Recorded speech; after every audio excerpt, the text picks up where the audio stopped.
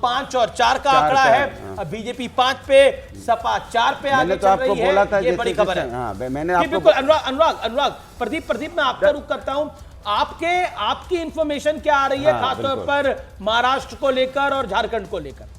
Party reports क्या है?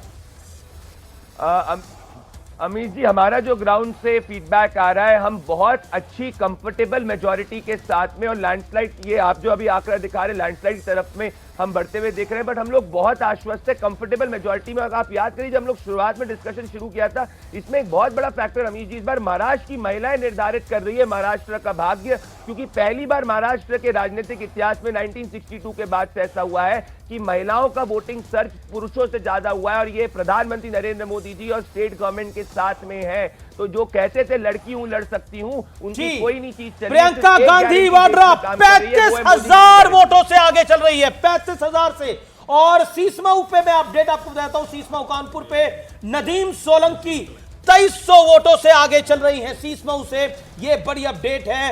और पंकज हमें बुला रहे हैं। पंकज खबर है, मुझे बोला था चौंकाने वाली खबर, तो चौंकाने के अलावा कुछ इंटरेस्टिंग चीजें आपको बताता हूं। झरिया, अगर हम बात करें धनबाद की वो सीट है, झरिया को वैसे भी कोल कैपिटल कहा जाता है, गैंग्स ऑफ वसईपुर, ये फिल्म वहीं पर बेस्ड थी। तो यहाँ देवरानी और जेठानी की लड़ाई है। पिछली बार देवरानी ने बाजी मार ली थी, लेकिन इस बार जेठानी आगे चल रही है। नीलेश, जरा बताइए। जी, झरिया जो है बहुत इंटरेस्टिंग सीट है। यहाँ पे पिछले कई साल से पहले 2 भाइयों में जंग चल रही थी, चचेरे भाइयों में, लेकिन अब जो है उनकी पत्नियों में जंग है।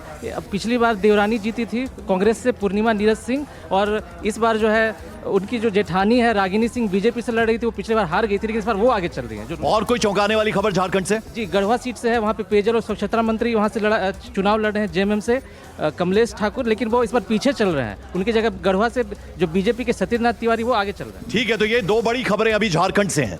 और अब 178 सीटों के रुझान है महाराष्ट्र में। 139 एंड 31 महाअगाड़ी 31 पे आगे चल रही है। महाअगाड़ी अब बचेगी भी, इसके बाद महाअगाड़ी बच भी पाएगी। क्या बचता है बचाने को, क्या छुपता है छुपाने को, क्या ढकता है ढकाने को? हम लोग बार बार ये इसलिए कह रहे हैं क्योंकि कई बार चुनाव में हुआ कि 9:30 10 बजते चीजें पलटी हैं, लेकिन ये आपको पलटता हुआ दिख रहा है हर्षवर्धन जी? नहीं, एकदम से पलटता तो नहीं दिख रहा है, लेकिन इतना अंतर हो गया है, तब तो इसका मतलब ये हुआ कि झारखंड बहुत क्लोज हो गया है। 15-13 झारखंड बहुत क्लोज हो गया है। 15-13 यहां पर किसकी सरकार बनेगी अब देखना होगा, लेकिन रुझान है काफी साफ, लेकिन बहुत क्लोज हो गया है झारखंड। किशोर, देखिए झारखंड में 15-13, तो झारखंड में तो कुछ पलट सकता है, जैसा हर्षवर्धन जी कह रहे हैं। झारखंड में पलटने के पूरे चांसेस हैं, लेकिन वहां पलटने का कोई चांस नहीं है। लेकिन झारखंड में ऐसा लग रहा है कि जेएमएम अच्छी लड़ाई लड़ रही है। कि कांग्रेस अच्छी लड़ाई लड़ती तो जेएमएम का अच्छी स्थिति हो सकती थी, लेकिन कांग्रेस नीचे गिरा रही है गठबंधनों को। इसमें अब कोई दो राय नहीं है, चाहे वो महाराष्ट्र हो चाहे वो झारखंड हो।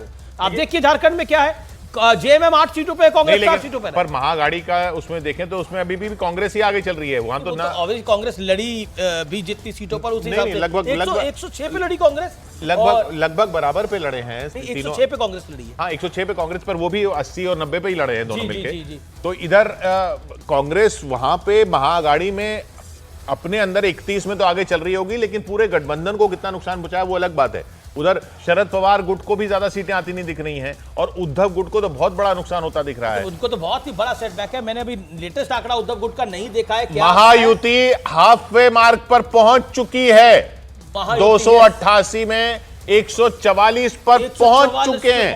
144 पर महायुति पहुंच चुकी है, हाफ वे मार्क पर पहुंच चुकी है। और महाअगाड़ी बहुमत, महायुति बहुमत के आंकड़े को पार कर गई है, बहुमत के आंकड़े पे पहुंच चुकी है। अभी रुझान है, लेकिन अब देखिए इंटरेस्टिंग फैक्टर ये कि यहाँ पर उद्धव ठाकरे गुट 8 पर और शरद पवार भी 8 पे ही है। अभी 104 सीटों के रुझान आने बाकी हैं। और अभी आप देखिए, अभी 104 सीटों के रुझान आने बाकी हैं, और ये बहुमत के आंकड़े को पार कर गए। नहीं, और अगर ये होता है तो ये भी माना जाएगा कि लोकसभा चुनाव में 400 पार वाला आंकड़ा देखकर जनता भले दूसरी तरह सोचे, लेकिन अब उनको लगा कि नहीं ये तो हमसे गलती हो गई क्या, क्योंकि महाराष्ट्र के नतीजे, और उससे पहले हम हरियाणा देख चुके हैं। हरियाणा में तो लग रहा था कि कांग्रेस एकदम जीत ही जाएगी, वो हाथ से निकला। महाराष्ट्र अगर निकल गया तो ये कांग्रेस पार्टी के लिए बहुत बड़ा झटका होगा अगर यही नंबर और यूपी बाई इलेक्शन के अंदर बीजेपी फिर 6 पे हो गई है, सपा 3 पे हो गई है। ये बड़ी अपडेट है। नहीं, अच्छा, आप जी ये लोकसभा की आप बात कर रहे हैं, और जी अगर इस पे एक दूसरा पॉइंट रखा जाए कि लोकसभा चुनाव में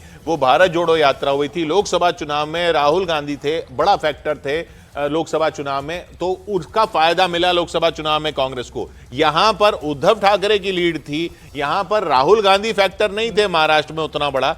क्या ये नुकसान हुआ है? मैं पलट के बोल रहा हूं। ठीक है, आप ये लॉजिक ठीक है, लेकिन उसका दूसरा पहलू देखें तो क्या इस चुनाव में राहुल गांधी कहीं कैंपेन में लीड लेते हुए, कहीं कोई डिसाइड, वही तो मैं भी कह रहा हूं, मैं वही कह रहा हूं, नहीं दिखे तो नुकसान हुआ है। इसका मतलब ये हुआ नहीं कि दिखे राहुल तो मैं ये कह रहा हूं, नहीं दिखे तो नुकसान हुआ है। जहां वो दिख रहे थे वहां उनको फायदा हुआ था। जो उनके लिए कहा जाता है कि वो फुल टाइम पॉलिटिशियन नहीं हो पाते हैं, पार्ट टाइम रहते हैं, बीच बीच जो कहा जाता है, मैं कह रहा हूं ये तो मुश्किल है ना। ये विराम की विश्राम की बात नहीं। इस बार उन्होंने उद्धव ठाकरे को आगे फ्रंट पे रखा था, इस बार उन्होंने अलायंस को फ्रंट पे रखा था और कुछ उसका फायदा होता हुआ दिखा नहीं। लोकसभा में कांग्रेस का चेहरा बनके राहुल गांधी थे और महाराष्ट्र में उसका बहुत असर भी था।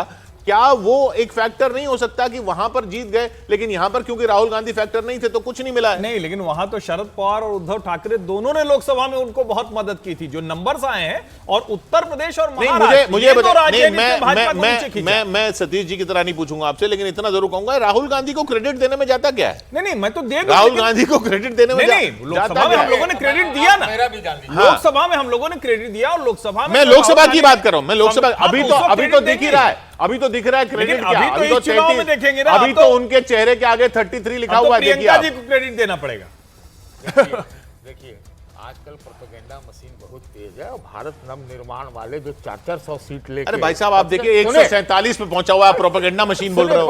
अरे वो प्रोपेगेंडा का बड़ा हिस्सा है, आप ये बात समझ लीजिए। अरे जनता सुन लीजिए मेरी बात।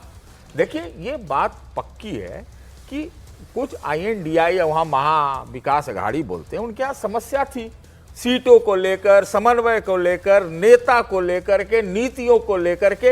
ये तो समस्या साफ साफ दिख रही थी। पर उस समस्या का मतलब है कि वो 147 पे आप 34 पे। अरे भाई ये देखिए सुनिए, जब क्रेडिट जहां होना है वहां देना चाहिए, मेरा ये कहने का मतलब है। ये आपको क्रेडिट देना पड़ेगा, क्रेडिट देना ही पड़ेगा भाई, दे ही रहे। नहीं क्रेडिट, आप क्रेडिट ये देखिए, लेफ्ट हैंडेड कॉम्प्लीमेंट मत दीजिए। लेफ्ट हैंडेड क्या, आप कैसे कह रहे हैं लेफ्ट, हम राइट हैंडेड दे रहे हैं। मैं कह रहा हूं कि बहुत बड़ा उनका कंट्रीब्यूशन है, कि जैसा अभी पहले अमीश कह रहे थे कि उन्होंने री इन्वेंट किया अपने आप को। एग्जैक्टली, बात सच है। हाँ, तो उसी में अगर वो कमेंट सब आया, ये देखिए कमेंट का ये कि जनमत संग्रह था, बटोगे कटोगे, बटो